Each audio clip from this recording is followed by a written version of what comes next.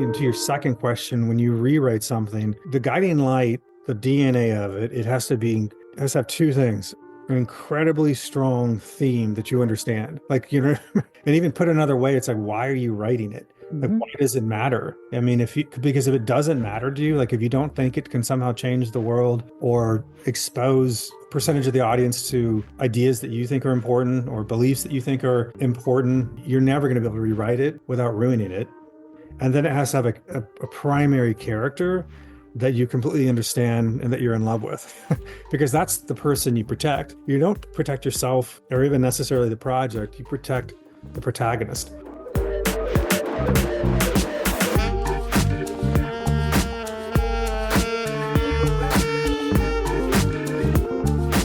You are listening to the Act One podcast. I'm your host, James Duke. Thanks for tuning in. If you like what you hear, please subscribe to our podcast and leave us a good review.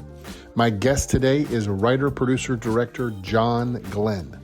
John is a screenwriter, producer, director, and showrunner with over 25 years of experience creating film and television at the highest level.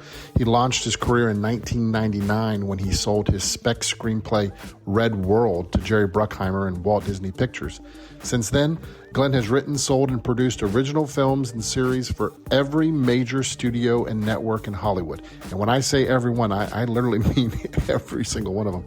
His current series, Robin Hood, for Lionsgate and MGM Plus, starring Sean Bean and Connie Nielson, premiered November 2nd of 2025 and is currently streaming. So be sure to check it out.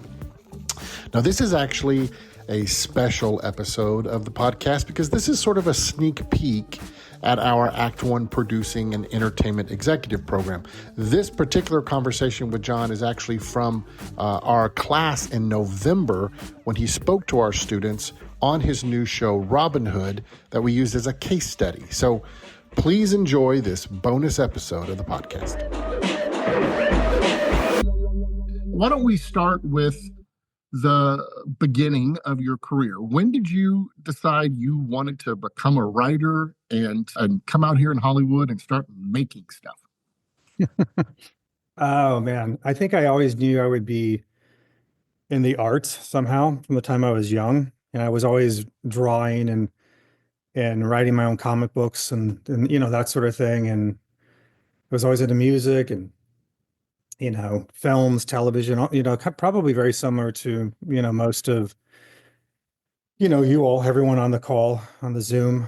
I'm from Alabama. So I was, pretty far away from any, connections or any really even an understanding of Hollywood or, what it was about. And I came out here when I was 18 to be an actor because I thought, well, that, it just made the most sense to me. And, because I liked actors and it looked like it would be a fun way to make a living, So I started acting and, and I did that, and would do sort of I guess all the sort of stuff younger actors would do, right. And, we'd throw these plays at coffee houses and that sort of thing. And, even when I came out here, though, I'm not really sure that I understood entirely that, you can make a pretty good living writing. I just, it just didn't cross my mind. And I wasn't super versed on the film industry or how it worked, And at a certain point, I just realized I wasn't a very good actor, like pretty quickly. I was like, I don't know if I'm actually good at this, but That's right. but I would start to rewrite my friends' plays and I would, start to write different plays. And then I just liked writing. I mean, I really liked that process and I liked the solo nature of it, even though I like to write with people. I still write with other people, friends and Kenny and Jacob, who are, very well. Yep. And then, I don't know, I was playing music too and in a band but that lifestyle wasn't quite, I could just sort of see even in success where that would probably lead, probably not to a lifestyle conducive for family. And that's, the other things that I wanted in life. And I just decided to write a script one day, and then I just sat down and wrote a script. And did you literally not? The only scripts you had seen had been as an actor going out for auditions, basically? Yeah, the only scripts I'd ever seen were pieces of scripts for auditions or that sort of thing. But then I started to read, I read a bunch of plays. I was very into playwriting and that sort of thing. And so I sort of had a language, for it, I guess. Mhm. It comes down to it. And but then this was like, this was in the like, I don't know, 1995-ish or something, 94 when I came out here, 93 actually when I came out here.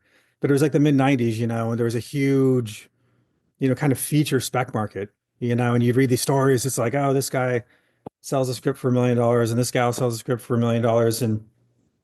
But I wasn't really into Hollywood movies. I was into like the Hollywood type of films that I was into, kind of the indie stuff like John Sayles. I loved John Sayles. I still love John Sayles. He's, probably the greatest influence on me in terms of, Hollywood.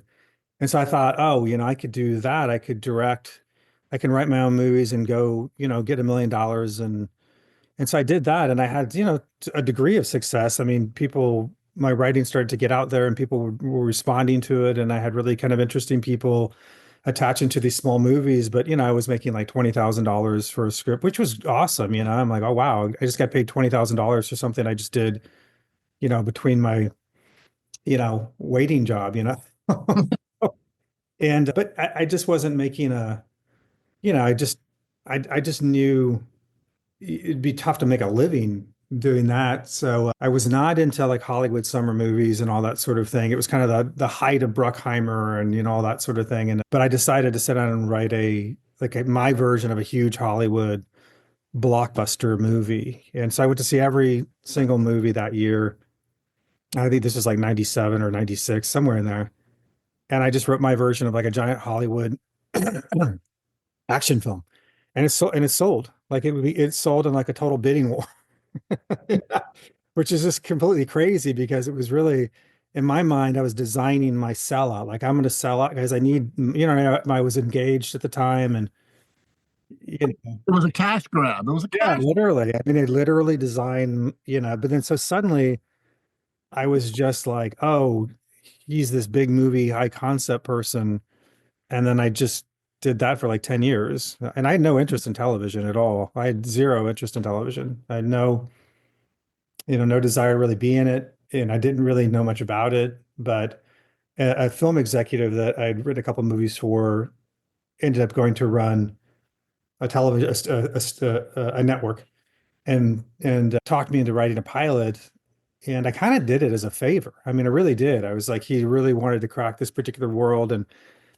This was like, I don't know, this was like in September, late September of I don't remember what year. And so I went and I wrote this thing. I was done with it in 2 months. And then 2 weeks later, they're like, oh, we're going to make it. And then 2 weeks later, I was in New York prepping it. And, it was so fast. It was so different than my film experience. And I thought, wow, this is pretty cool. And then I got there and I realized that everyone wanted to actually hear what I had to say. You know what I mean? That I realized I was the boss when it came right down. And I'm not a control freak, but there's a big difference between being a writer on a movie and creating a show, you Yeah, know. yeah, because you would probably didn't even want you on set as the writer of your films. Yeah, No, they would always go to someone else, and I've done that too, where you get brought into a movie and you do production, or it's on set, but it's often that job or piece of it often doesn't go to the original writer because, you're probably, and it's probably smart because you're just burnt by that point, at a certain point, for me anyway, I'm not sure how to make anything better at a certain point. Because everything becomes a lateral move or a negative move, and you sort of feel, okay, this is the time to give it to another writer and move on. So it was a strange. I didn't, it just, I don't know. I've always been, I think, good at just letting things come to me. Just kind of, I just do the work, and then whatever happens, happens. And I think for me that was very helpful because I so was what attached to any particular result. I just wanted to write. what show was that again? Did it end up going from pilot, or was you just shoot the It pilot? was a show called Drift, and we cast Chaz Palminteri and Marcia Gay Harden and like, Vanessa Ferlito and Jason O'Mara and like all these really, really interesting, really good actors. And again, it's like I was sort of the center of that, and dealing with the actors in a way that a film director, deals with Oh, actors, and then hiring the director, which was nice because then the director is there to serve, your vision, not necessarily his or her vision. So yeah, I mean, it was just that's kind of, I think I was trying a bunch of different things because I was always creative, and then just having at least enough self-reflection to understand what I'm good at and what I'm not good at, and to lean into what I'm good at. so you so about a 10-year period, you said you became like the high concept guy. So you were going in, and then can you just explain a little bit that how that world was? I don't think a lot of people understand that just because something doesn't ever go into production, like there's tons of things that are getting bought and sold and people are getting paid. Can you explain just the development process as a writer? Because I don't think people fully understand how it works. Well, I think I think this still exists. There's two branches, right? There's writers that write original material pretty exclusively. I'm one of those. And then there's OWAs, which are open writing assignments for projects that are IP based or titles that a studio owns. I was always, I found the OWA kind of path challenging, because it becomes almost like a bake off where, I don't know, Warner Brothers will have Clash of the Titans and they want a Clash of the Titans movie. And, it's like you go in, you pitch your take, but they're hearing takes from like 30 or 40 other writers. So it's a very, it's, that's a difficult path. It's a lot of labor. By the time you come up with a pitch and do all of that, I could have just written it. I mean, I actually did write the first draft of Clash of the Titans for Warner Brothers, when they wanted to remake that. And but I was just passionate about that material. That was like a movie from my childhood that I was just super into, and Perseus and all of this. And there was also a huge spiritual component to that story telling that I'm drawn to. So I could do really interesting things thematically, with it, and bury kind of some of the stuff that I'm drawn to as a writer, you know. Wait, John. I don't mean to interrupt you, but I just want to. Are you telling me you're the one who released the Kraken? Yeah. Yes, I didn't have the Kraken in my first draft though, and they were very upset by that. I hated it. They're like, you have to put the Kraken in, and I'm just like, okay. So I put the Kraken. I put the Kraken in. That's great. Here's your Kraken. But I've added your Kraken. I've released the Kraken for you. All right. just release the Kraken. That was a really, really fun project, and very supportive executives, and a lot of a lot of really cool people involved that I'm still friends with, to this day. But I've always been drawn to, I think the better path is, frankly, it's sometimes tougher, but I think in the end it's more rewarding, and I think you have a greater chance of success is original material. Like I still almost exclusively do original material, and I still do movies, but it's always original stuff. I mean, I've written 3 feature specs in between show running and stuff in the past 5 years, and I've sold all those. So it's just, and people say it's hard, it's more difficult if it's original material, and there's truth to that. But if it's good, and if it's saleable, if they can see an audience for it, I think it accelerates your career, Your buddies, Jake and Kenny, told me once a great concept, poorly written, is way more attractive in Hollywood than a so-so concept that's well executed. Would you agree with that? Yeah, without a doubt, because I think that there's a difference between a script and a movie. There, I know some very, very, very, very good writers, but they struggle with concept. Like they struggle with understanding what a movie actually is, and so it trips them up often. And it's kind of how I started working with a lot of other writers, was that I generate a lot of ideas, self-generate, and I don't have time to write them all. So I started kind of farming them out to other writers that I knew were good writers, and I could help them with the concept, the movie piece of it all. And but it is, yeah. I mean, it's like I've read a ton of really good, many, many, many very, very, very well written scripts that aren't movies, and declined to become involved with them because I just know where that goes, which is it just doesn't go anywhere. It's just a great piece of writing, and that'll open doors for you for sure. But it's just a project that's not. And I've written, by the way, I've written those too. Not like Yeah. all written has gotten made, you know. Well, yeah, and like you said, you spent all those years as kind of the high concept guy.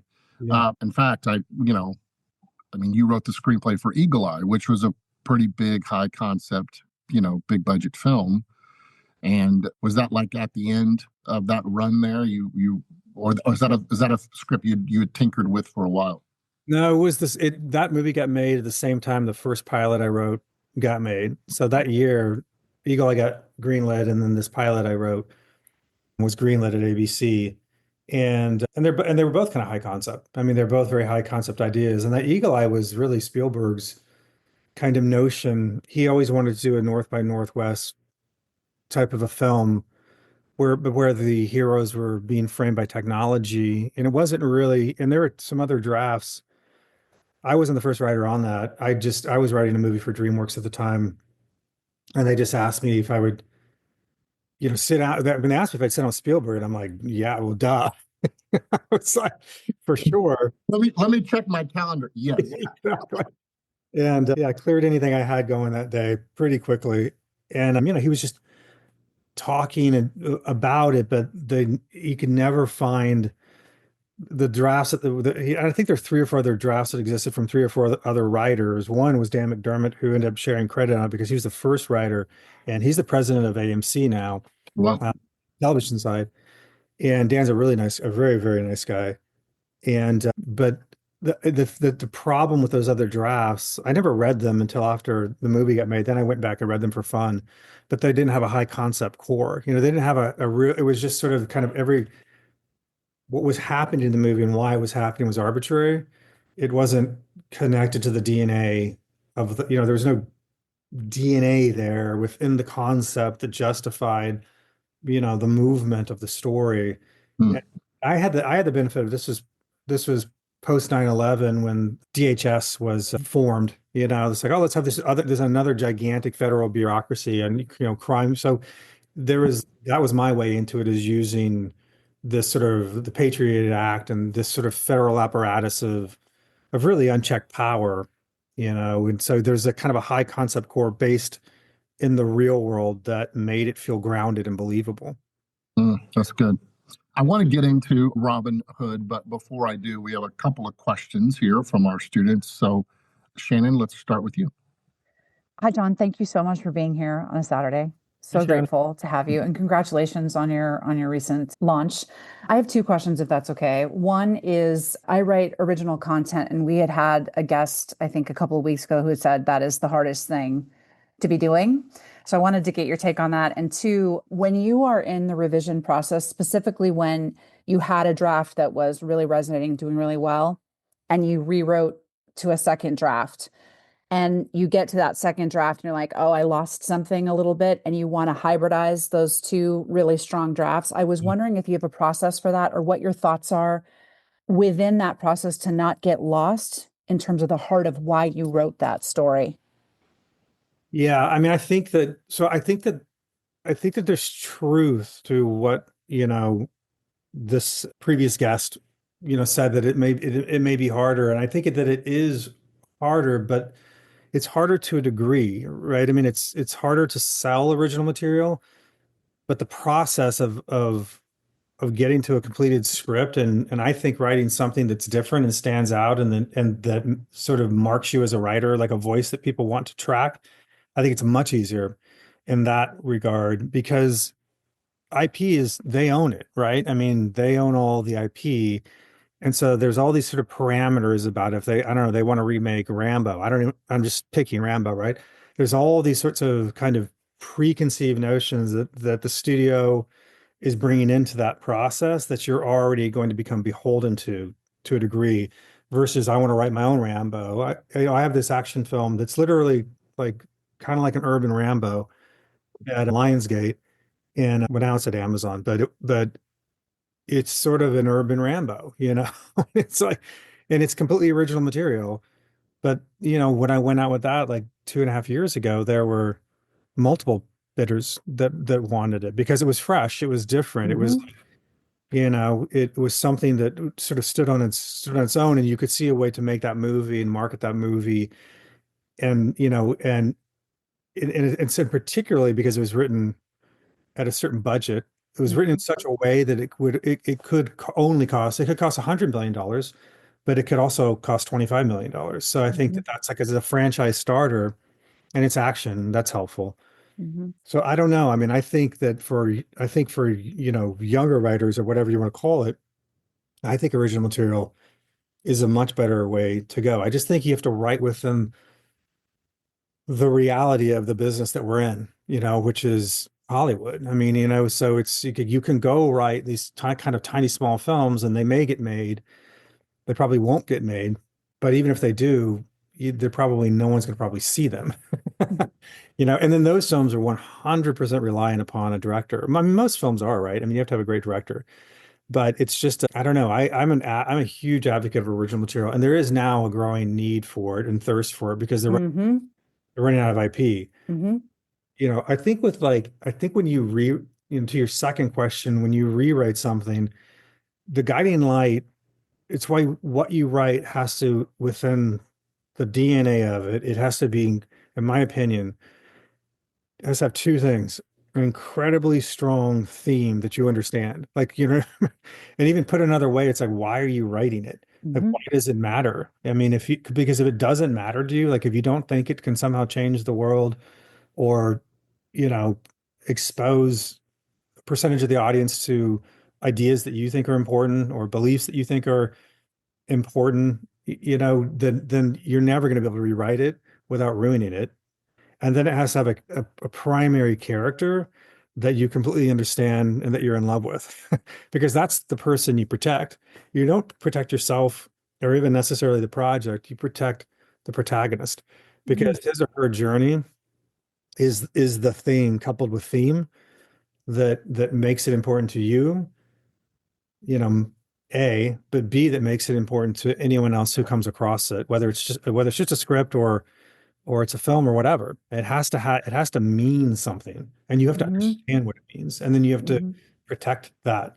I mean, that's the only way actually to go through a rewrite process and not, ultimately screw it up. Mhm.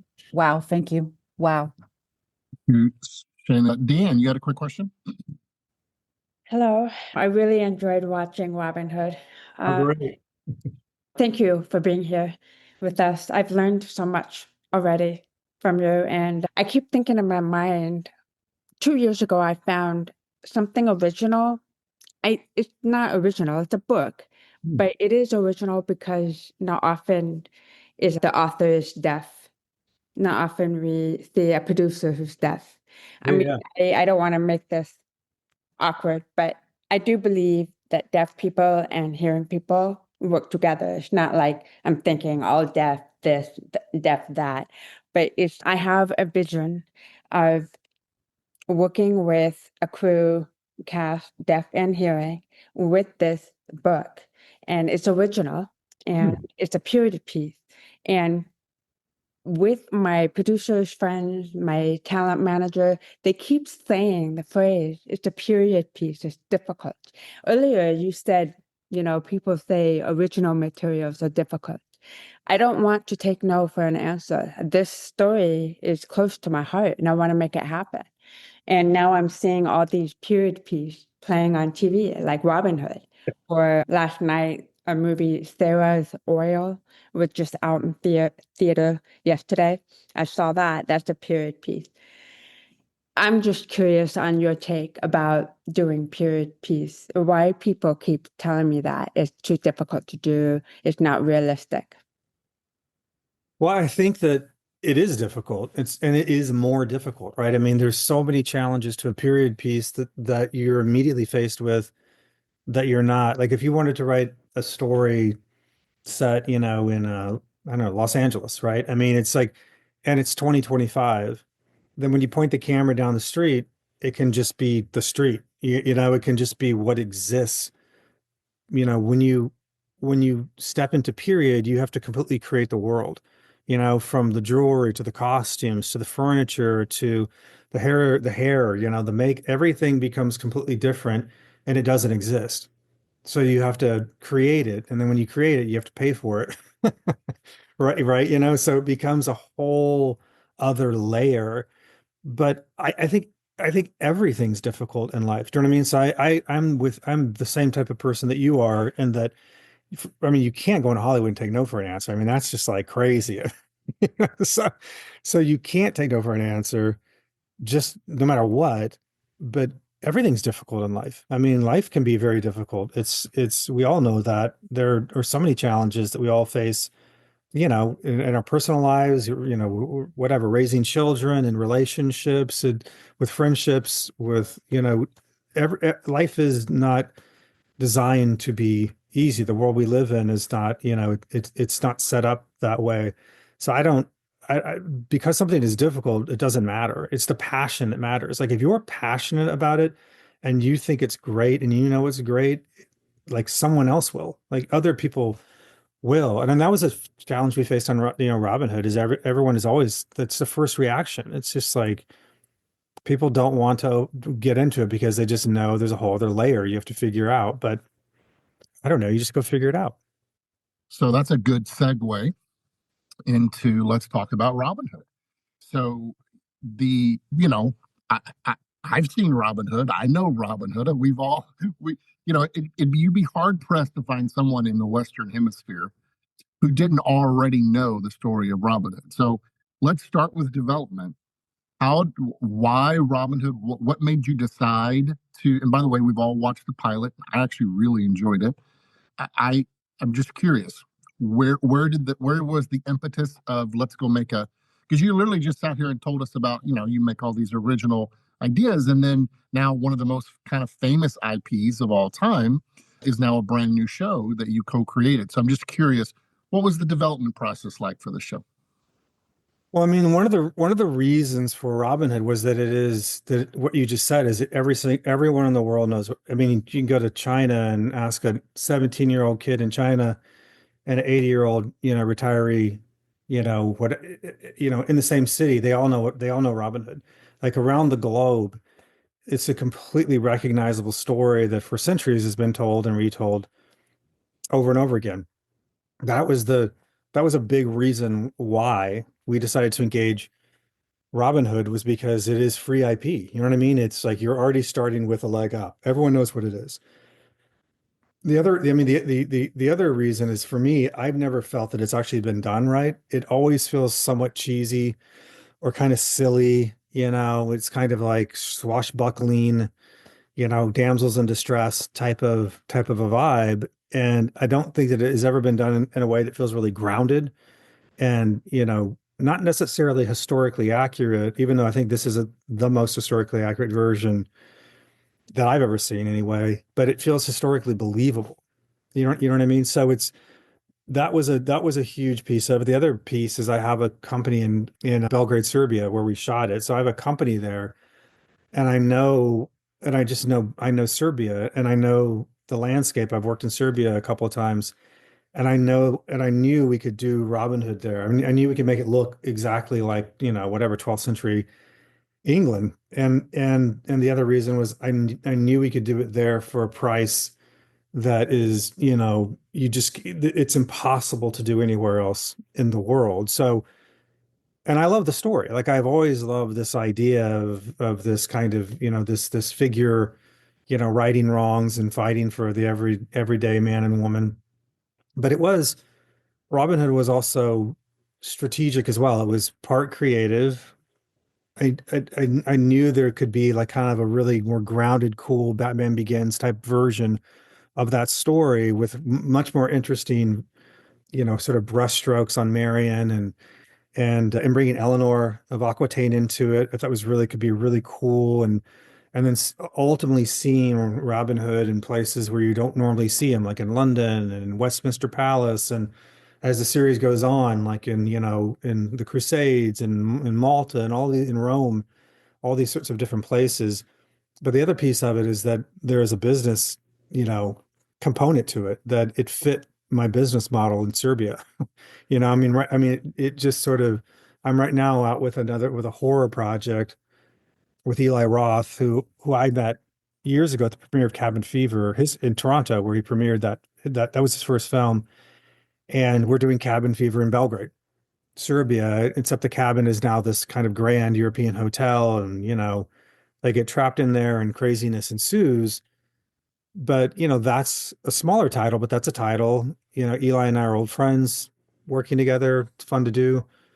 But I can also do it as a part of my business there. And I can deliver that show for 80%, 75% less than it would cost to produce here. And that's a huge part of, the business is, cost efficiency is finally coming into vogue.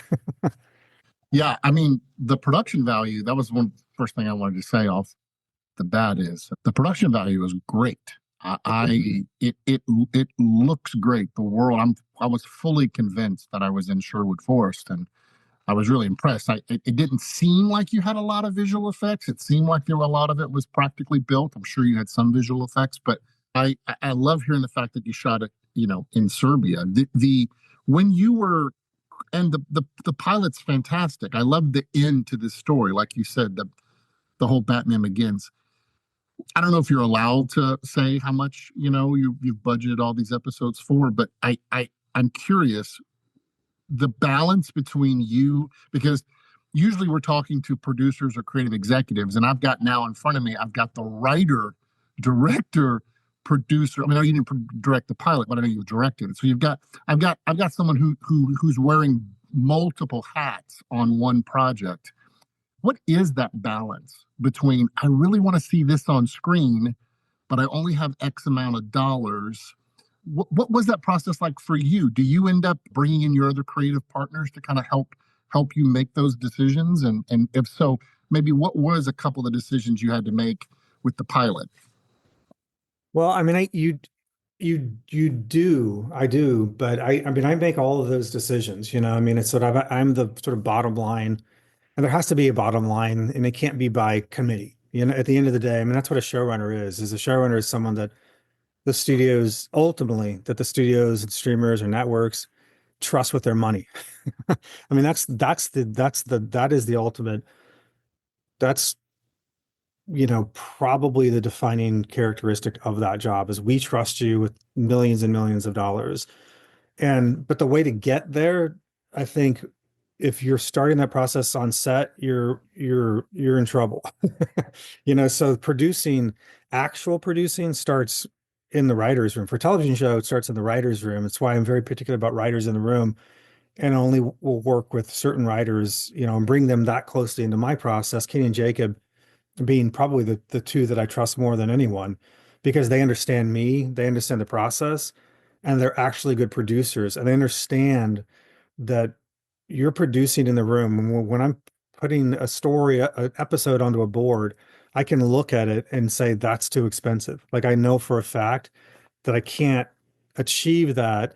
And so if I want to achieve that, if I think that there's some, I don't know, in Robin Hood, for example, if there's some big battle or something that is important to the story, then I have to either look back or look forward and say, okay, well, what can I, minimize in this episode or in this episode to actually pay for it? And so it's a living process, that's always happening, because when you get to the set, it's like, when you're there, you really can't be producing on set. It's already produced or it's not. And you'll find out how good of a producer you are very quickly, but there are things where you just have to switch, you have to call audibles and make big adjustments. And and that a lot of that just comes from experience, sort of seeing the tidal wave coming and being able to look down the road and say, oh man, I think we're literally $300,000 short on this thing that we want to do. So you do have to adjust. I mean, one of the huge adjustments is we were out a lot, and you'll see if you all watch the show, the scope and the scale, like we're out in the middle of nowhere shooting some of these major scenes, and the production value is incredible, right? It's absolutely fantastic. But the problem is you're out, right? So it's like you got to get the trucks and you got to get people to drive the trucks, and then you have to have places to park the trucks. And then you have to, load up all the wardrobe, and you have to basically unpack the studio and take it with you, or a good chunk of it, right? And all that is really expensive. So the minute you leave a studio, you're just burning money. I mean, it just is like you're lighting it on fire, you know? And you feel it. Like, you definitely feel that. And probably the biggest adjustment, and maybe the biggest conflict I had with my partner, who was a partner in my company over there, Jonathan English, who directed the pilot, and he and I created the show together. He's an amazing director, but like most directors, it's like they want everything that they want. And even if you're a director, but you're an EP on the show, the director hat for pure directors is always driving, right? It's always winning the arguments in the brain.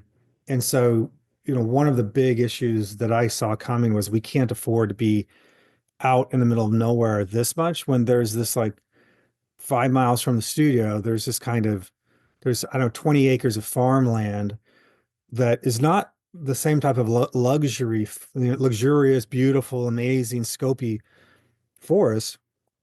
But the minute you're into a campfire scene with characters, right, or just two people sitting on a rock talking about something, you don't see any of that.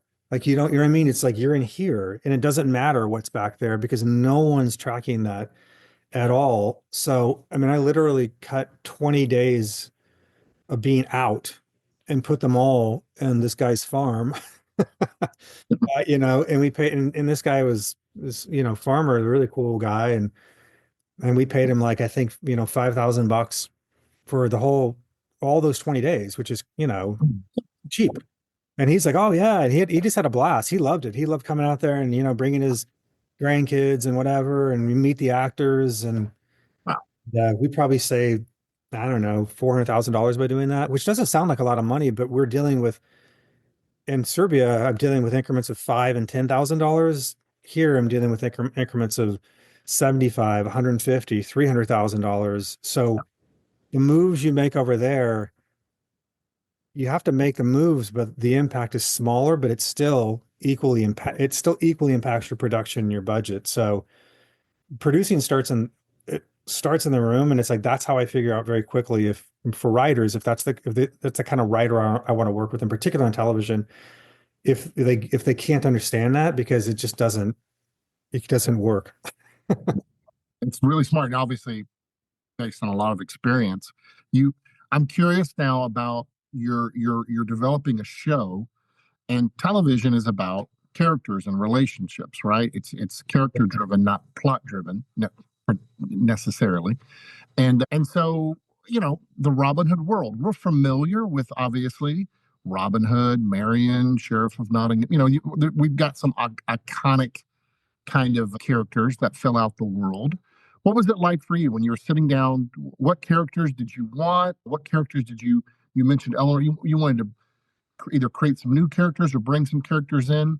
What's kind of your philosophy when you're developing an idea that needs to arc over multiple episodes and multiple seasons?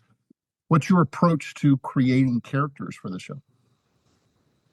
For me, it's like it is all about character at the end of the day. But so are films, like great films, right? I mean, it's like all of the great movies we've seen. The reason why we really love the movie is the character is the lead. It's like now maybe a cool world like The Matrix or whatever, but it's like no one's talking about the world really. They're talking about Neo.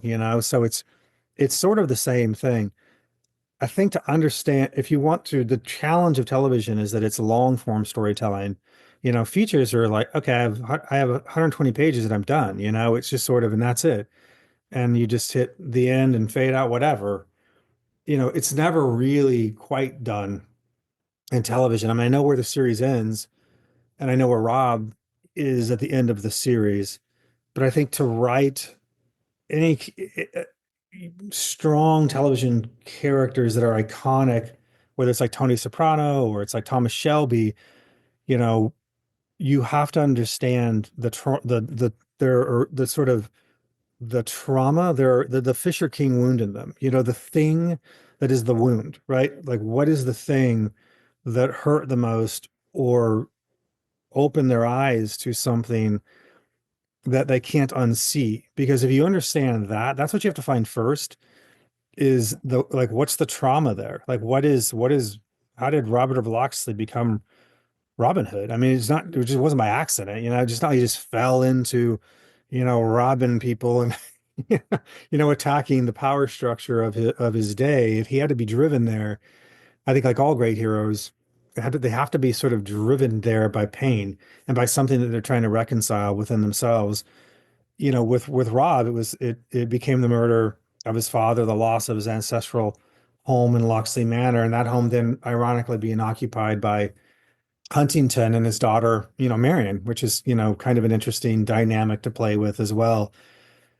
I mean, here's an example for the sheriff. It's like one of my issues with Robin Hood is the sheriff is always just this kind of mindless obsession focus. He just wants to hunt Robin Hood. He never catches Robin Hood. He's riding in circles, but he always kind of just starts and ends at the same place as a very one-dimensional, uninteresting character. And I know for a fact you're not going to get like a Sean Bean or anyone like in any like A plus high caliber actor with a character like that. So it was super, super important with the sheriff. He was probably the trickiest character to actually crack because I knew he had to be different. He had to be human.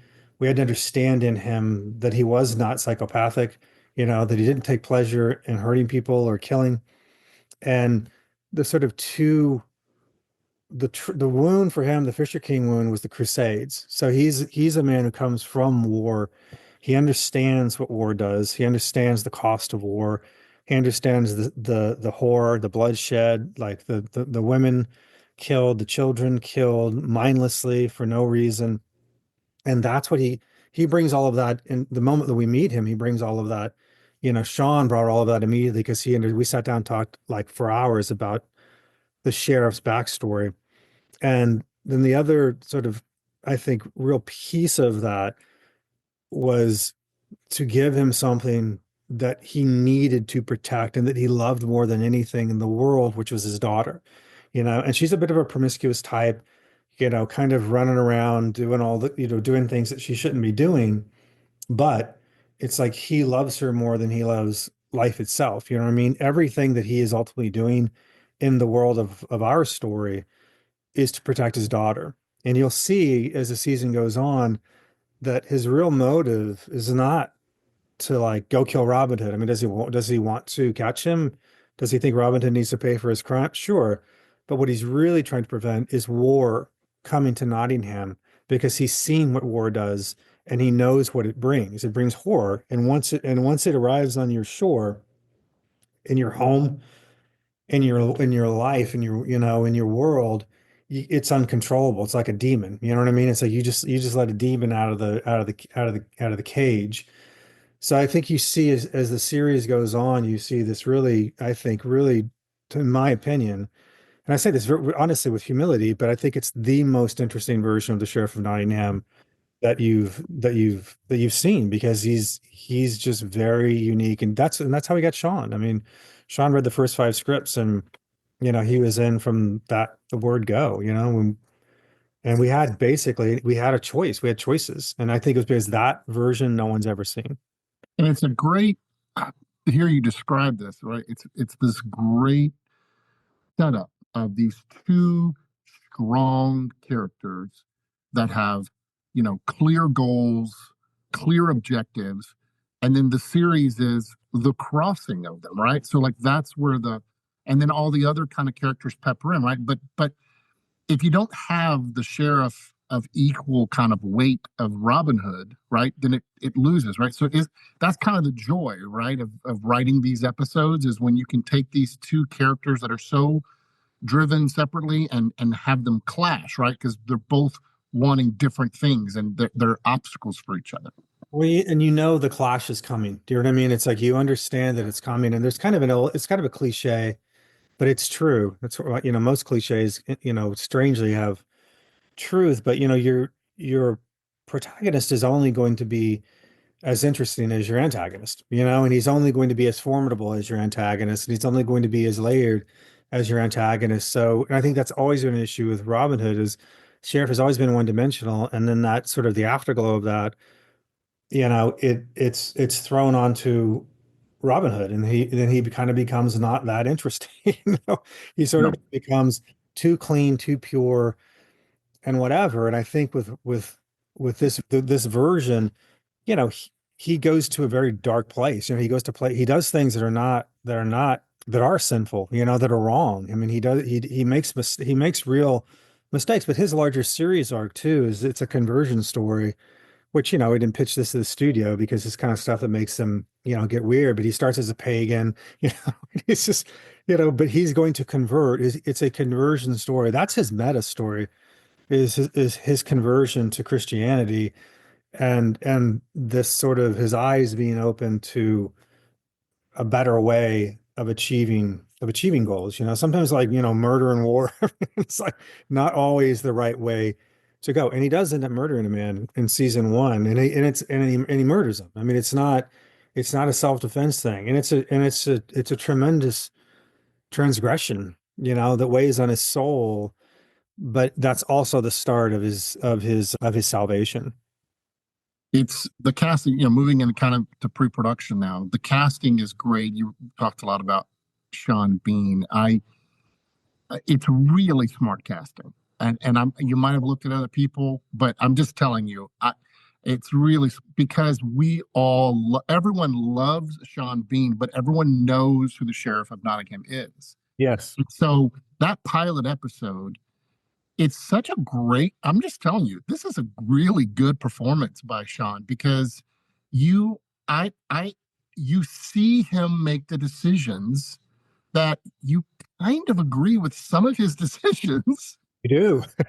Like his rationalization, I should say, he's not twisting he's not twisting the mustache. You see his thought process and the rationalization. He's not over the top. It's like, this is what a man in that position would probably do.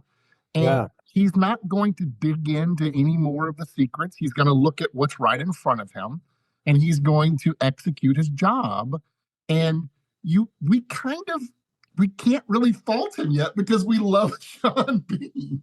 You kind of can't. You can't. I mean, I think one of the important narrative character ideas or constructs in the pilot, you see him, you see his view of Huntington, or you understand his view of Huntington pretty quickly, which is he doesn't like this guy. You know what I mean? That this guy is just a taker, that much of what he has isn't deserved.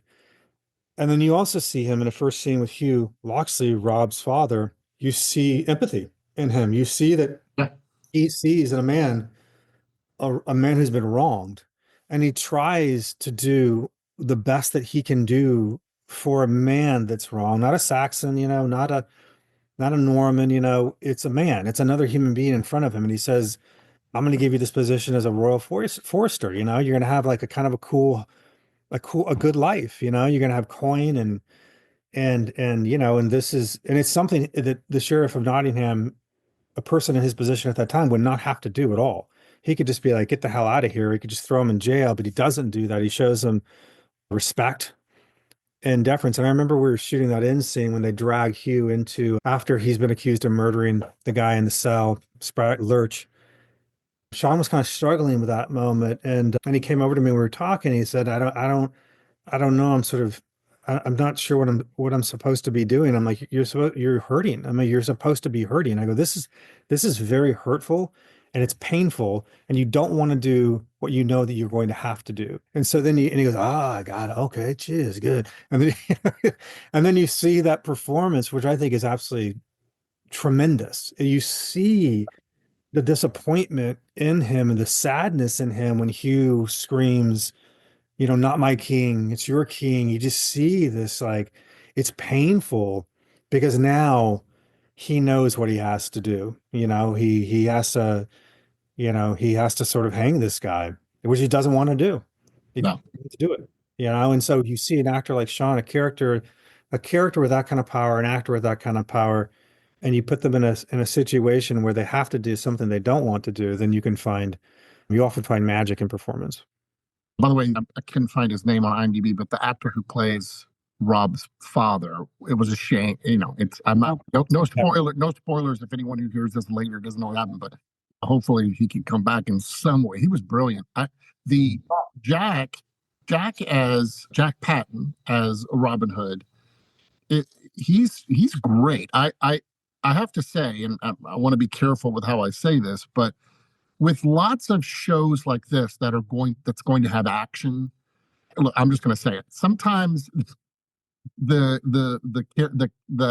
individuals that are cast to play these roles don't come across as as masculine, Masculine, yeah.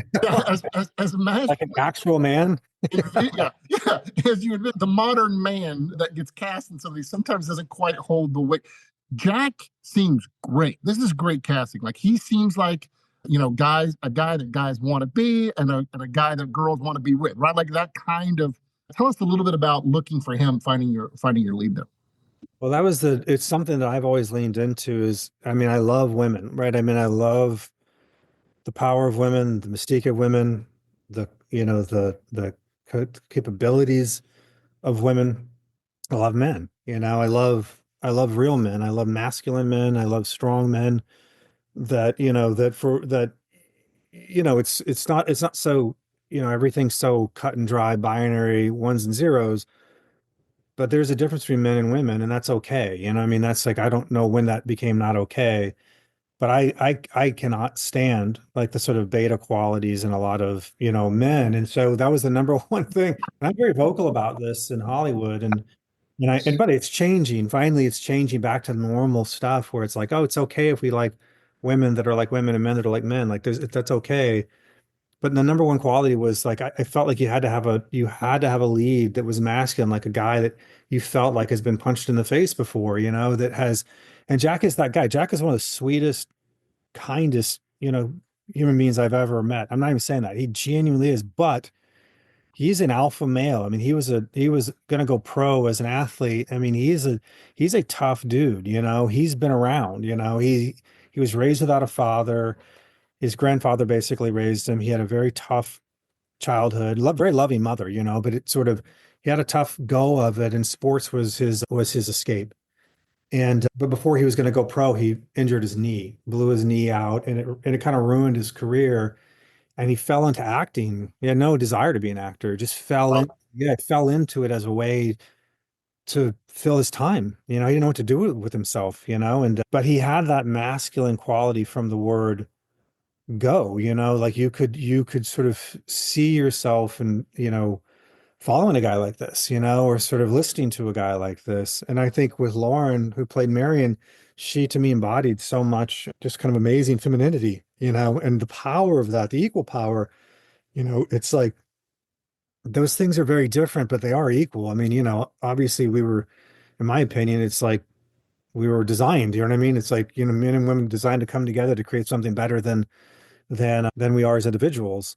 So those elements were very, very, very important. I mean, critically important, because if not, I mean, you're just like, I don't know, are people really going to follow this guy? It's like, Well, and she's wonderful. And what was really great to see in the pilot is you see the chemistry between both of them right away. And she's definitely her character. She definitely is his intellectual and emotional equal. But the world that they're in, they're both so far down the rung. You see the potential for conflict and all this, good drama coming forward. But I thought that the few scenes, and they're just together, they're towards the end there.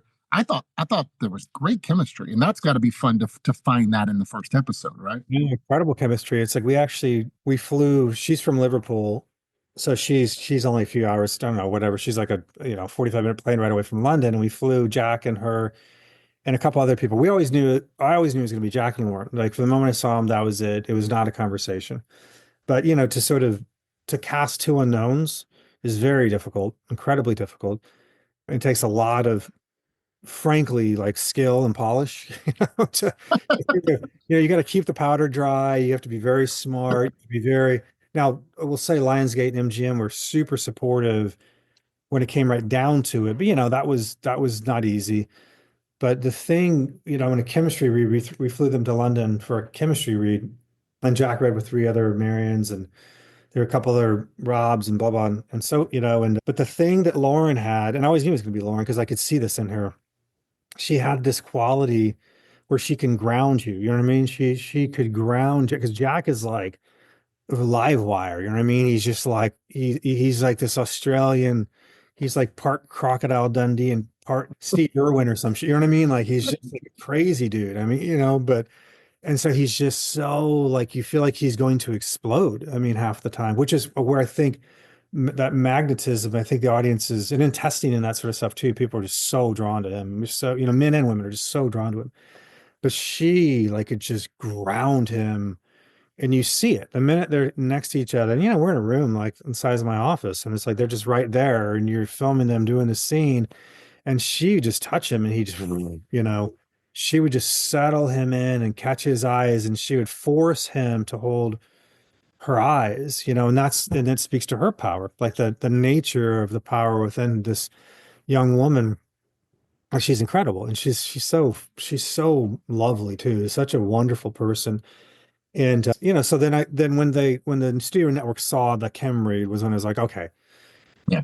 we're gonna take the chance, because before it was like, as actors, you guys would all know, and there's a lot of people that wanted it because Robin Hood is, in particular with the British actors, it's just like everyone wants to be Maid Marian and everyone wants to be Robin Hood. I mean, they grew up with it. So yeah, so it was like those two together, it's like magic. And I think their love story as it goes, and they're separated in this, I mean, no spoilers, but they're separated in three, the episode tomorrow, they're separated. She goes to Westminster, sent there by her father. It's almost punishment. And, they're not back together for, I think three episodes, 3 or 4 episodes. They don't see one another. And by the way, that was a huge fight at the studio too.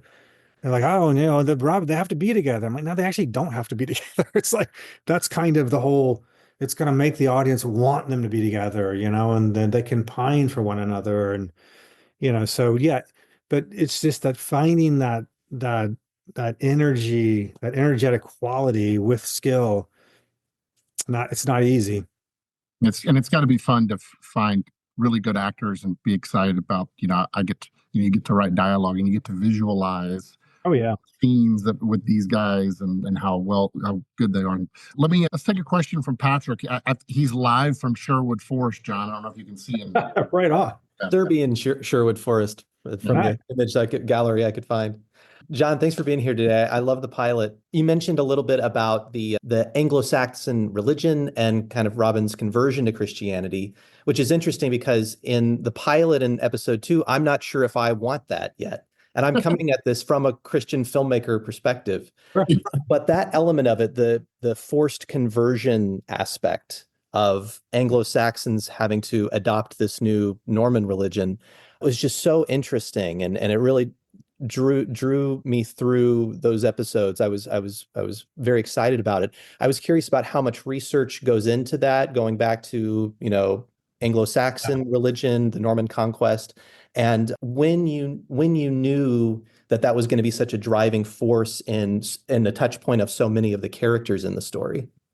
Well, I mean, a lot of research, because I knew Robin Hood, right? You know what I mean? But I sort of my knowledge of Robin Hood was like, the Kevin Costner movie.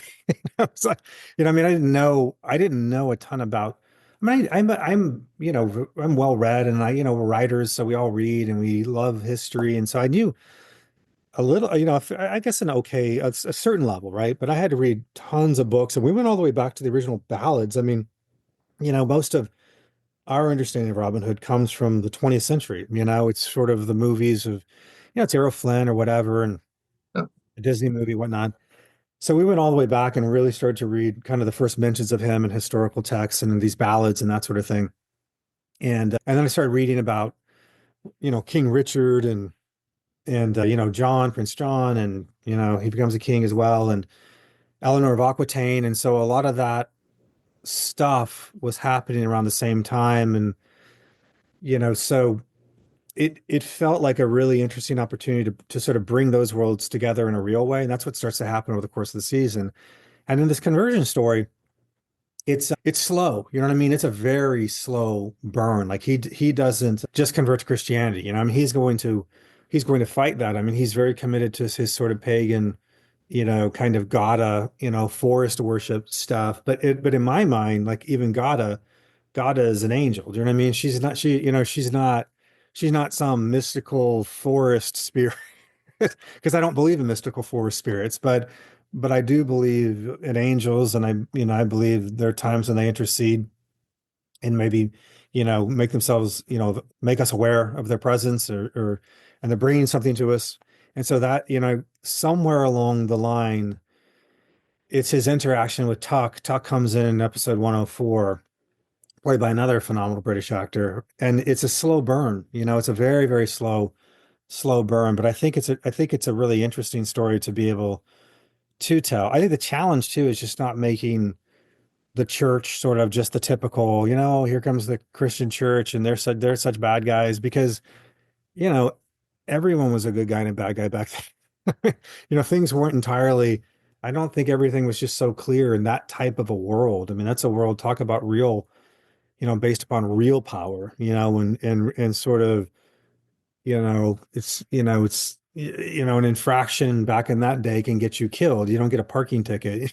It's like, so I think it has to be a slow burn, has to be earned, and it has to not alienate the non-Christian viewer, which I think is always a challenge. And I think it's always a great mistake that a lot of Christian, not to be critical, but I think a lot of Christian writers make a huge mistake in that regard. You know what I mean? It's like they tend to sort of overtly kind of throw just too much messaging, but it's the same thing Hollywood does with their woke insanity, or you sit down to watch a show and suddenly they're talking about these ridiculous, political constructs that you just, you know what I mean? It's like you just don't want to hear it. So I think there's a much smarter way into it. There's a much smarter way to tell that story, telling it through flawed characters who have made mistakes that you've seen, and maybe you don't even like them for it at certain times, and to tell that story of redemption.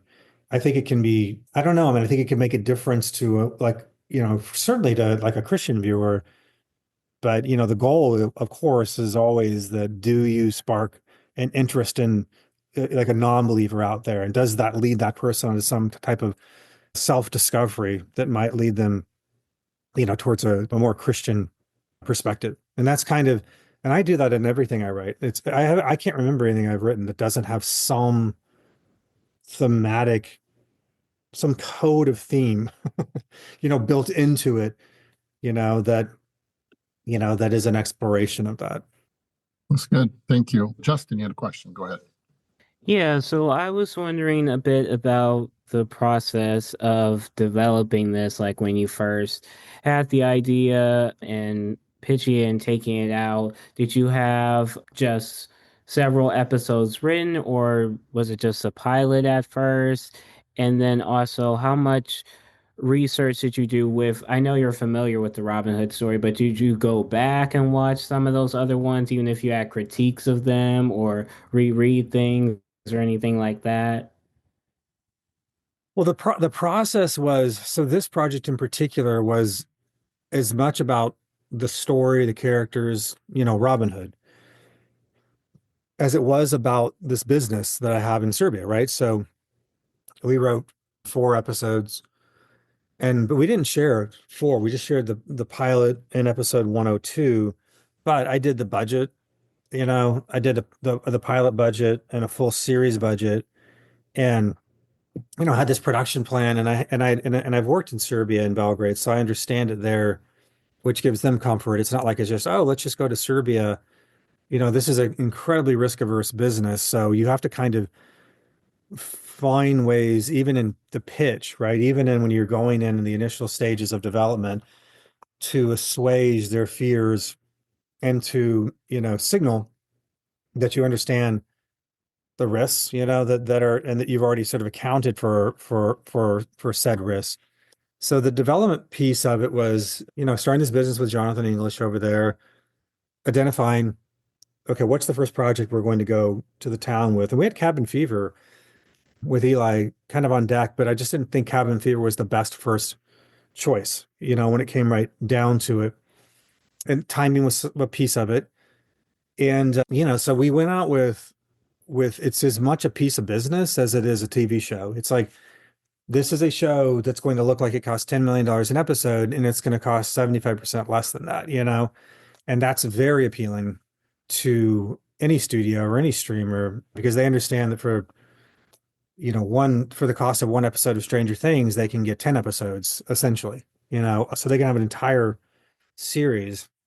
And they also understand, the studio in particular understands that they're going to be in profit before we even start shooting, because we were basically, we had a domestic anchor. So you kind of always need, no matter what, is a domestic anchor, like, Amazon US or Netflix, whatever. Because the first thing overseas, if you go to BBC or ZDF or whoever, ITV, the first question they're going to ask is who's the domestic anchor, because they want to make sure that you have an American counterpoint, because still the American influence globally with entertainment is just so powerful. So without that domestic anchor, it's tricky.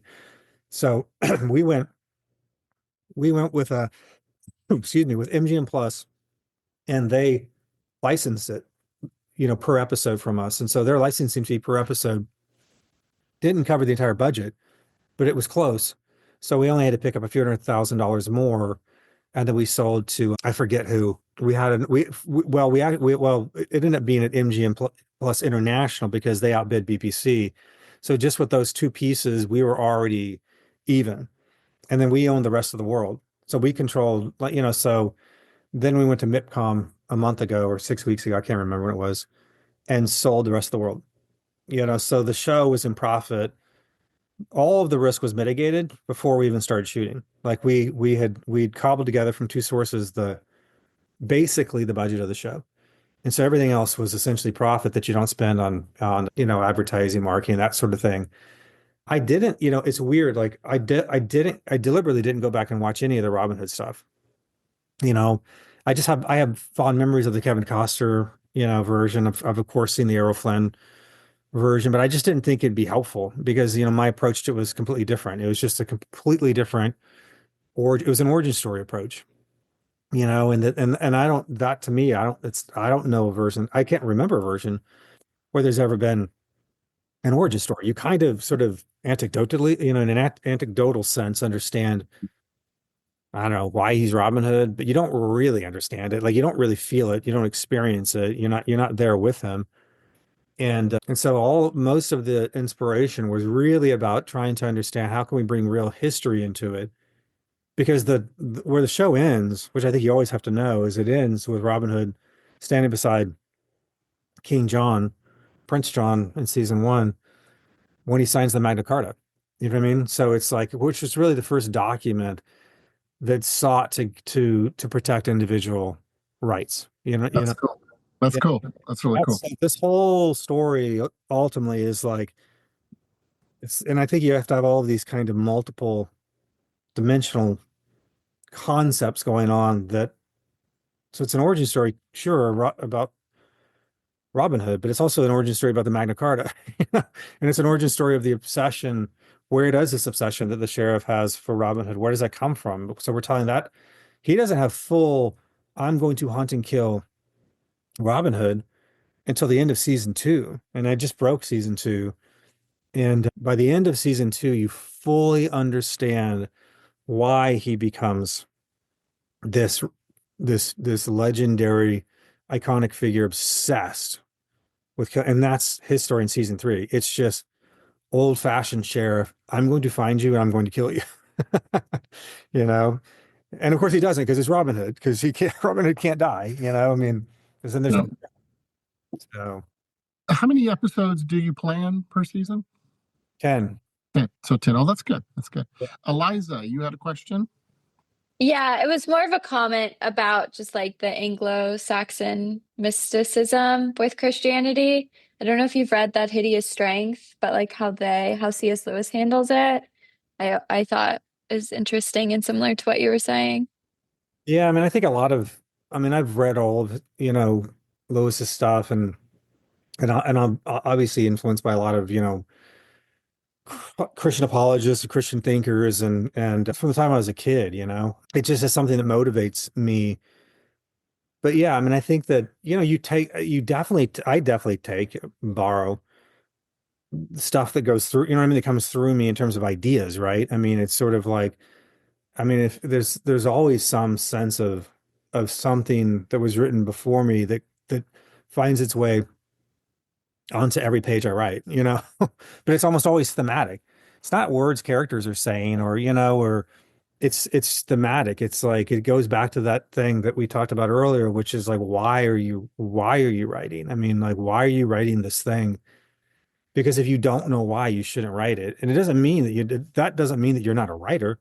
It just means I don't know why I'm writing this. I mean, I've started scripts and gotten 60 pages into them, and I don't even know. And I'm like, I don't even know why I'm writing this. It's like I'm bored. Suddenly I get bored, and I learned, I think the hard way is I just throw those away. I just stop writing them. I just stop. I'm like, you know, I've written multiple features, so I get 30 pages in, and I'm like this is dumb. I mean, it doesn't mean anything to me, you know. And if it doesn't mean anything to me, it's definitely not going to mean anything to you or to anyone else. It's just not going to matter, you know. So I think that it's finding that, you know. I mean, it's like when I wrote Clash of the Titans, it's Perseus, you know, he's kind of a mess, you know, a very flawed figure, and he goes on this whole, you know, crazy quest, you know, and faces down Medusa and whatever, and there's this kind of father figure type character at his side, older man, and kind of his mentor, and he ends up being killed. But there's this great scene at the end when he's completely Perseus is just like, I mean, beat to hell. I mean, he's basically left for dead, covered in wounds, and he's been basically tortured. You know, the woman that he fell in love with has been kidnapped, taken back by this horrible, terrible antagonist, this guy Calibus. And it's just this guy's a horrible person. And then he has this vision of his mentor who's dead. It's not even a vision. It's like he comes to see him, and you realize that guy with him was God. I mean, that it's like, I mean, I don't say it's God, but it's like very, very clear that it's God, and that this entire time he's had God walking by him. And I'll say it's Jesus or it's a Christian God, or because it doesn't, right? It doesn't matter.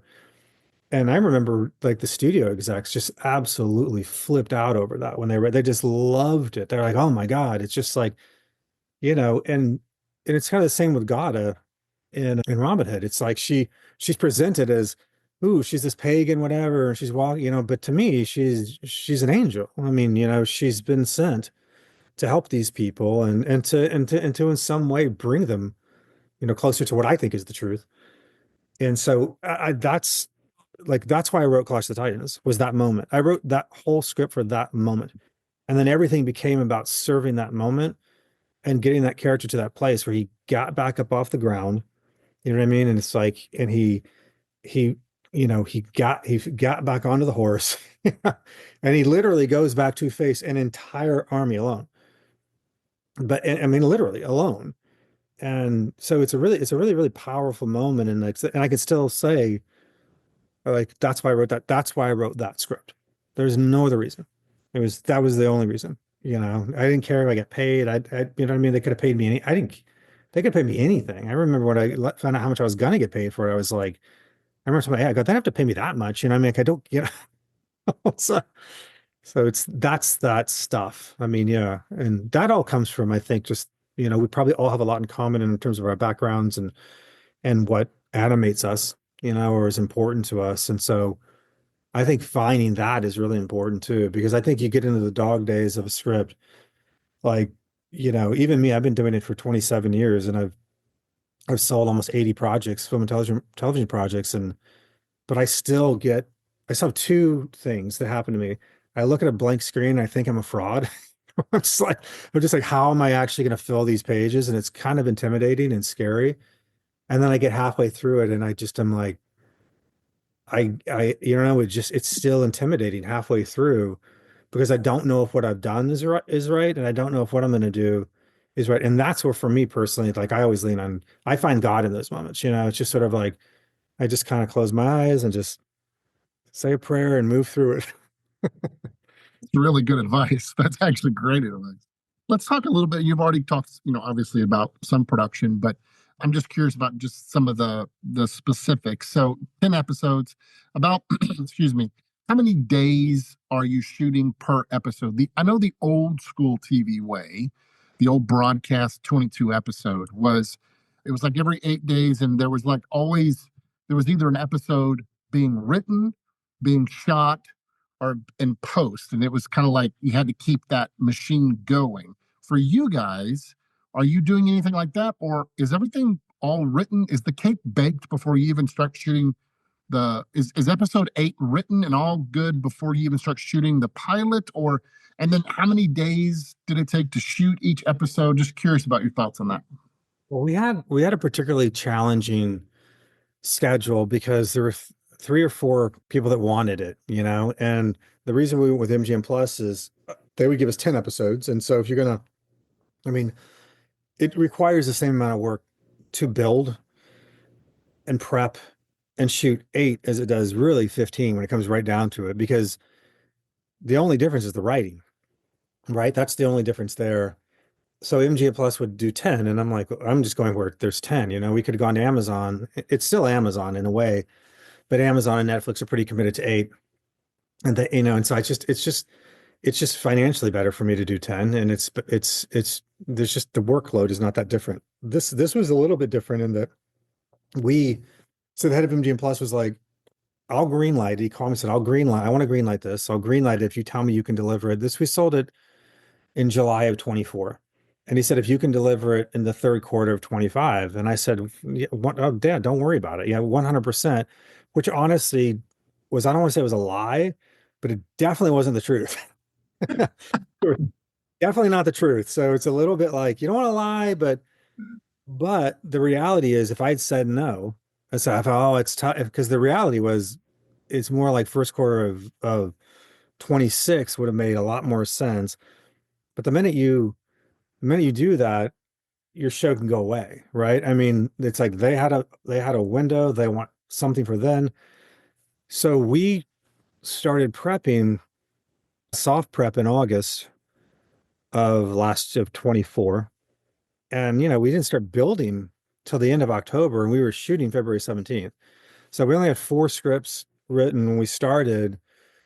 And so it was tough, because I had to go out to Belgrade and hire and all that kind of stuff, then to come back here and go, be in the room with Kenny and Jacob, and it was just Kenny and Jacob and I, it wasn't a larger room. And the season wasn't really broken. It was sort of, had a kind of an idea what was going to happen, and so we had to break the entire season. Then I had to rewrite the first 4 to sort of work fluidly with where everything else was going. And then we had 6 scripts, and I think we had 5 written when we started production. And so I'm there at that point. I was there January 9th or 10th. And so I was literally writing till 2 weeks before we started shooting the last episode.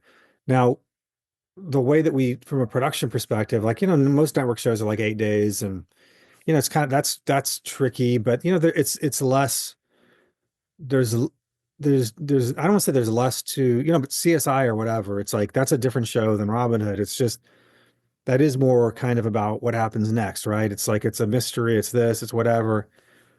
There's some character work, of course, but the audiences are really tuning in more for the plot when it comes down to it. But this is, it's more prestige television, so you have to really, really tell those character stories. So we had 11 days an episode, but I also built into the budget 35 second unit days. And then I put in the budget the money for the second unit days. It's much cheaper than what it would cost here. It was more expensive than what it would cost there, because I knew for a fact that what I was selling as second unit days would ultimately become main unit days. We'd be running 2 full main units. Smart. Yeah, and what we ended up doing is running 2 full main units for 28 of those second unit days. Wow. I could talk to a director and just say, I could look at a schedule right away and say, we're definitely not making this day. It's just not happening. So let's just be smart. And then we'd kick it to the second unit day. And because we're working in Belgrade, we're not subject to DGA rules. So I could go direct all the second unit stuff. I could just go, cool, I'm going to go direct whatever, 3 scenes today from 3 different episodes. Mhm. that are owed.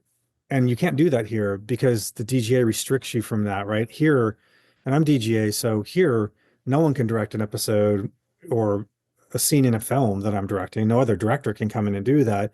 It's a much more collaborative thing in Eastern Europe in particular. Directors are used to doing that. Like they all kind of work together, they all kind of know each other, and it's just kind of not a big deal.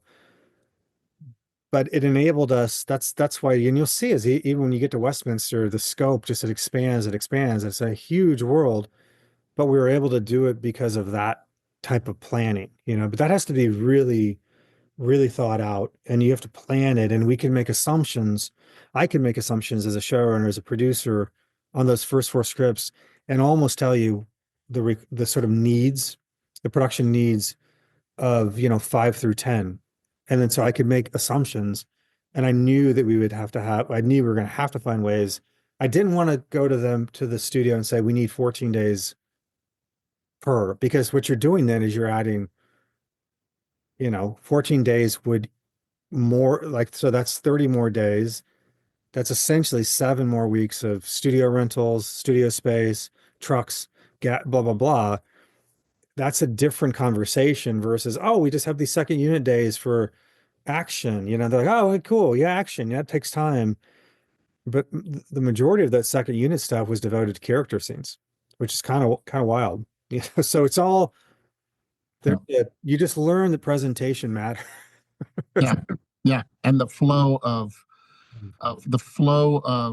knowing, because I think one of the key things you said right there is just looking at the day and going, you're not going to get all this, right? Yeah. That's just experience that just says to you, hey, we got to find a way to get this to work. And I love that you pre-planned it. And I think that's the key for a lot of people. You got to pay attention to this. Everybody who's listening, pay attention to your pre-plan. That's what pre-production is for. You've got to think through scenarios. It's everything. I mean, like I said, if you get there and if you're on set and you don't, other than someone getting sick or some kind of act of God, someone, breaks their foot or whatever, you can't predict any of that. But if you get to the set and you start shooting and you don't know what's going to happen, I can tell you what's going to happen. Total chaos. It's like you're going to be in big trouble real quick. And then the minute you're in trouble, if you lose in particular with the actors, if you lose their confidence, like you're in trouble, like in a real way. And it's not just about how you interact with them with character. It's like how you're running a show. It's like, does it feel calm? Does it feel like you know what you're doing? Is everyone having a good time? I mean, does the work, do the sets look great? Are the costumes, do they look great? That's all confidence. And that's a huge part of it. It's a complete confidence game. And again, with actors, it doesn't really matter who they are. Acting is it's not that actors are insecure. It's just that acting is a very vulnerable thing to do. I mean, you're standing in front of a bunch of people, you know, exposing yourself, and you're being emotional at times, and you're trying to find these things within yourself that maybe are somewhat private or uncomfortable, and you're doing it in front of like an entire crew. So if they don't feel safe with you, you're in a lot of trouble. But equally, if the crew doesn't feel safe with you, if the crew doesn't understand that you know what you're doing, that we're going to finish on time, we're going to finish early, you're just going to be in trouble. Yeah. I think we have another question from Deanne. Deanne, did you have another question? It's not really a question, but to share as an audience, a viewer of the first episode of Robin Hood. It inspired me because in different places, I have my notes here so I don't forget. The human behavior, well, first, let me say that. Congratulations in not making it cheesy. Yeah, exactly right. I really, Robin Hood, everybody knows Robin Hood. I have the basics, but I've learned so much from your TV series, Robin Hood, the depth of it. And I learned, I didn't care about Robin Hood as much, but now with your TV show, I got mad finding out that I have to wait a whole week for the second episode. Now, but I didn't see it yet, but I'm going to. But I wanted to binge watch all of your episodes. Is it all made? I know you said that there's 10 episodes. Is it all in post-production right now? Yeah, everything. We just locked the 109, the 9th episode, and we're doing final visual effects for 110, final music for 110, and just all of that, then doing the film grade stuff on it. So it'll be done. What is the date? 110 will be delivered on the 27th of the 26th of this month, So we're past a lot of the chaos. I mean, it was chaotic. It was delivering for that third quarter was crazy. It was crazy making, but again, it had to be done. I mean, and it's not just about you, because I look at it, if you get a show going, you get a movie going, it's like hundreds of people are employed for months, doing what they love to do. And and it really does kind of become like a family. And so you kind of all develop these really deep bonds, because you spend 17, 18 hours a day with people for weeks, months. And it's like, I mean, you spend so much time with people. And so you tend to bond very, very quickly. And I immediately the minute I start to hire people, you start to feel this pressure, which I think is good. It's not bad pressure, it's good pressure. But you start to feel that you also have to deliver for them, which you do. Like, it is part of the job, right? I mean, you have to deliver a great show for them. You have to deliver a great environment for them. It's like you have to make it special for them. So you sold the show July 2024. I want to know, so you're done this month post-production. So that's about a year and a half of pre-production, production, and post-production. Is that right? But we didn't start official prep. So we sold it, and then they had to do, of course, MGM and Lionsgate had to do all of their contracts, which took 2 months to do. But we started to bump up against like a real deadline where I was like, look, you have to give me like $300,000, $400,000. And I remember Kenny, I remember he sent me October 21st, or no, September 21st. He sent me this email that I put them on, because I put them on a lot of my emails with the heads of the studios and stuff, so they can see kind of the behind the scenes of it all. And I get permission from, my executives, because I think it's a part of like kind of, building them up. And so they understand really kind of, just so they look behind the curtain. And he forwarded me this email on September 21st, a year ago, 24, when I wasn't like yelling or whatever, but I was being very like, I need $400,000 wired to this UK account. This is the thing too, is like we had UK accounts and Serbian, and they were just like, they'd never done anything like this. So they're just like, where's this money going? Like, and I'm like, don't worry about it. But I was like, I need $400,000 today for lumber. And that was what it was about. I go, I need lumber. It has to be, the trucks have to leave tomorrow, and they have to be in Belgrade by the following day to start building, or we're not shooting. And I'm like, that is that simple, So, and that was honestly like almost a full day conversation when I should have been writing, to get $400,000 wired, because they hadn't quite finished their negotiations with MGM Plus, but they're arguing over, words and stuff. And it's like, we're making the show, So we really started soft prep, this top of September, with wardrobe and set designs and whatever, production design, all of that.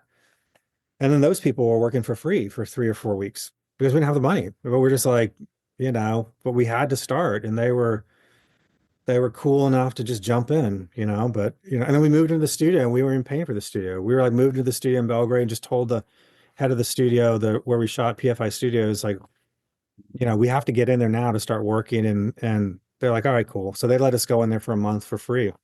So, but yeah, so really, really real prep started the moment literally the moment the lumber trucks left from wherever they get the lumber, somewhere in Serbia. Wow. So I know we're gonna wrap up here soon, but I'm just curious, you know, the streaming, the concept of streaming is a little bit nebulous in terms of people knowing the numbers. I know, Netflix is famous for not giving numbers, and so I'm just curious. We're interviewing you now, and the first 2 episodes are out, I believe. And like, what's your do you get numbers? What's your sense on the audience and the response from the audience, as well as from the studio, and I think you mentioned you broke season two. Will there be a season two? Yeah, I mean, I think it's tricky because it's an aggregate, right? So they aggregate, and this one in particular is a little trickier because Amazon loves it so much that they wanted to show it, give the first episode the pilot for free, or I think on Prime, right? So they're super supportive. They're marketing it all around the world very aggressively. And so it's also available, I think, on pay-per-view in some places, maybe even on Prime. I don't quite remember or recall. Well, at the same time, it's on MGM Plus, domestic MGM Plus, you know, in like a few territories internationally, then on like ZDF in Germany and what. So you have to aggregate all of that information. They love it. I mean, they absolutely love it. Like the network and the studio absolutely love it. Amazon loves it. They think that they just, that it's just, and if you see the whole season, I think you guys will like it. It is very well done. It's very thoughtful, put it that way. You know what I mean? It's like there's a lot of energy and a lot of effort and a lot of time that went into it. And but my sense is that there will be that they did pay me and Kenny and Jacob to go into a mini room in September. So we were in a room for 4 weeks. I started writing season two right when I got back from Serbia, like August 4th. I started kind of working on it. And the first week of September, the three of us were in a room, a writer's room, and we took all of that and then further broke it. And then I wrote it and turned it into a 23-page season two document and gave that to them last week. So my sense is there will be a season two. And I think part of it is, of course, it's like they love the show, but I think the other part of it is it's the price point too, and it's like they have to have shows, right? And so, I mean, I don't know a show that's less than 4 or 5 million an episode these days, and that's cheap these days. That's very, very cheap.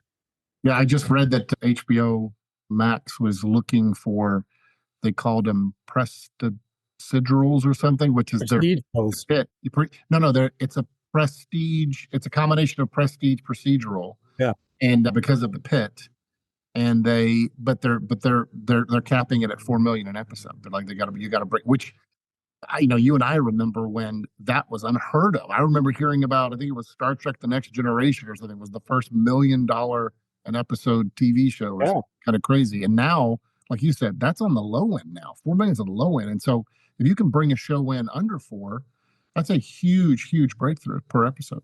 Yeah, it's huge because it puts them in profit, it mitigates the risk. And so and part of the business model that for my company there is, if there's no risk financially, and maybe it's not even the biggest hit in the world, right? Maybe it's not like, whatever, Peaky Blinders or whatever. But as long as there's an audience and they're making money, there's no reason for them not to order another season. And I can just tell you that we're well under $3 million an episode, well under that number. And, but I've made stuff that costs 14 million, you know what I mean, for one episode of television, and it looks better than a lot of that. So if you can deliver those two things and they have a good experience and they like it, that's the best path toward a renewal. It's the finances are a huge piece. It's very tough to do anything for $4 million an episode here unless it's one location interior. You know what I mean? It's like and even then it's tricky. You're gonna have to be in Atlanta or Vancouver or something like that, which is fine, but 4 million is even, and I know that too because I sat down with the head of Fox not long ago, and he's the same. He's like they want 4 million an episode, period, and they have a $500,000 pool for actors, and that's it. So say if you have one big actor, maybe that actor gets, I don't know, $350,000 an episode, which is not a lot for a named TV actor, which sounds crazy, but it's not a lot for a named TV actor. I mean, the last network pilot I did, the actor was getting $450 an episode, and wow. Yeah, so it's like he's making 7, 8, 9 million a year. He's the cost of the lumber. Yeah, literally the cost of the lumber. Well, that was all the lumber for all the sets too. That's all it costs, which is kind of crazy if you think about it. So yeah, I think that's becoming the new norm. So I think even in your conception, you have to, when you're conceiving of a show you may want to do, like you need to, a lot of younger writers kind of go into it and they're like, oh, I'm going to change the system. You're not going to change the system. Like it's just, You're not. I mean, it's like, except the pit kind of changed the system in a way, right? But that was John Wells. Like, That's John Wells. Like he is the system. He gets yeah, and he's changing it and making it cheaper. Like he's not going, oh, here's this thing I'm going to do. It's going to cost 20 million an episode. It's like, here's this thing I'm going to do. And it's going to be 5 million or whatever, which is a total bargain for HBO. Right. A total bargain, you know? Yep. John, this has been fantastic. It's been just a master class of so many different things that we talk about at Act One, and just congratulations on the show. I've only seen the pilot, and I'm looking forward to seeing the other episodes because it really was a fun show. So congratulations. And one of the things that we like to do at Act One is we like to pray for our guests at the end of the class. Would you allow me to pray for you? Yeah, I would appreciate that. Heavenly Father, we just pause and just thank you for the chance to once again be together and to learn and grow as artists and as filmmakers and as storytellers. God, we thank you for the chance to meet with John. We pray a blessing upon him and his life and his family. And we pray this in Jesus' name, and your promises we stand. Amen. Thank you for listening to the Act One podcast. Celebrating over 20 years as the premier training program for Christians in Hollywood, Act One is a Christian community of entertainment industry professionals who train and equip storytellers to create works of truth, goodness, and beauty. The Act One program is a division of Master Media International. To financially support the mission of Act One or to learn more about our programs, visit us online at actoneprogram.com. And to learn more about the work of Master Media, go to mastermedia.com.